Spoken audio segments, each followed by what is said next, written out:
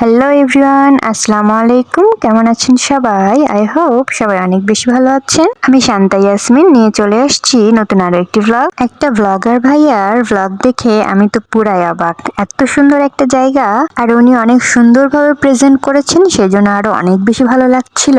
আমাদের খুবই পরিচিত একটা জায়গা, তালাইমারি ফুলতলা। প্রথমে সিঁড়ি দিয়ে নামতেই মনে হলো আমি কক্সবাজারের কোন একটা বিচে চলে এসেছি। প্রথমেই চোখে পড়ে যায় এই সুন্দর নৌকাটা, আর আমি যে নৌকায় বসে পড়েছি। সুন্দর সুন্দর কিছু ছবি নিতে হবে, কিন্তু দেখে মনে হচ্ছে আমি নদীর উপরেই আছি আর নৌকাটা চলছে, কিন্তু না, এটা নদীর একদম ধারে বাঁধা ছিল নৌকাটা, আর আমি উঠে বসে পড়েছি। আমার আশেপাশে কিন্তু অনেক মানুষ গোসল করছিল, বাট তারপরেও আমি মাঝামাঝি ভাবে ভিডিওটা নিয়েছি যেন ওনারা না আসে। আর আমরা যেহেতু দুপুর বেলায় গেছিলাম, দুপুর 3টার দিকে, সেজন্য ফাঁকাই ছিল পুরোটা। আর কিছু কথা না বললেই না, যেমন এই ভ্লগিং লাইফটাই এত ইজি না, অনেক কঠিন। আপনাদের দেখে হয়তো বা মনে হয় যে অনেক বেশি ঘুরে বেড়ায়, অনেক মজা, অনেক আনন্দ করে বেড়ায়, অনেক হ্যাপি আছি লাইফে। আসলে বিষয়টা এমন না। আমি যেহেতু ব্লগার, আমাকে প্রতিদিন ভিডিও আপলোড দিতে হয়, সেজন্য প্রচুর ভিডিওর প্রয়োজন। আর সেজন্যই এই রোদের মধ্যে বেরিয়ে পড়েছি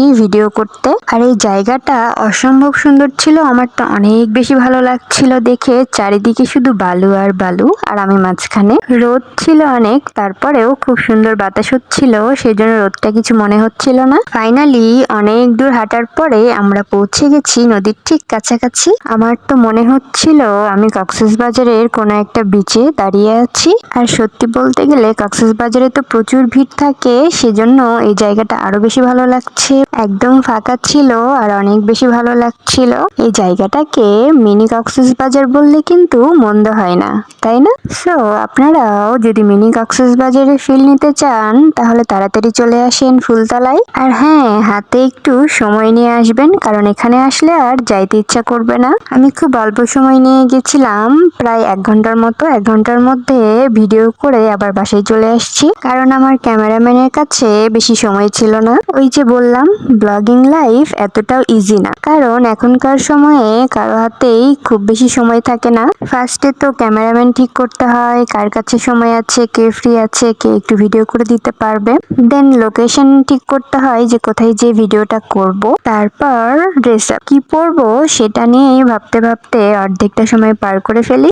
তারপর খুব সুন্দরভাবে সাজুগুজু করতে হয়, যেটা আমি একদমই পারি না, চেষ্টা করি আর কি। তারপর লোকেশনে পৌঁছিয়ে অনেক কষ্ট করে ভিডিও করা হয়। আর ভিডিও করা অনেক প্যারার একটা কাজ। ক্যামেরার সামনে যে থাকে তারও প্যারা, এবং ক্যামেরার পেছনে যে থাকে তারও প্যারা। সো বাকিটা অন্যদিন শেয়ার করব। এত কষ্ট করে এতক্ষণ ভিডিওটা দেখার জন্য সবাইকে অসংখ্য ধন্যবাদ। এভাবেই সাপোর্ট করবেন, পাশে থাকবেন। এত কষ্টের পরে আপনারা যখন খুব সুন্দর সুন্দর কমেন্ট করেন, তখন অনেক বেশি ভালো লাগে। তখন মনে হয় যে না, আরো কষ্ট করতে হবে এবং আরো ভালো ভালো কিছু ভিডিও উপহার দিতে হবে। সো সবাই অনেক বেশি ভালো থাকবেন, নিজের খেয়াল রাখবেন। আল্লাহ হাফেজ।